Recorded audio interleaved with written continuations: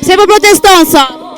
Unë kam protestu dhe kam drejtu revoltën më të madhe të popullit shqiptar në 1991. Me 20 shkurt, jam njeriu që kam drejtu revoltën. Jam njeriu që jam plagos mbi pustin e diktatorit. Sot dalë të shoh se si ata që ne kishim kundra do të tallën me historinë tonë dhe po tallën me historinë tonë. Me historinë e popullit të Tiranës, sepse s'kan bërë asnjë gjë për 35 vjet. Asnjë simbol nuk kanë Tiranë për kujtuar 20 shkurtin. Asnjë shesh, asnjë shkollë, asnjë rrugë, asgjë. Dhe sot dalë të shoh se çfarë do bëjnë.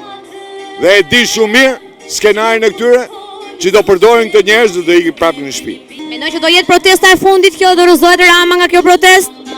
Kjo është procesa në vazhdimësi në tranzicionin komunist. E shikoni Berishën si kryeministin e radhës?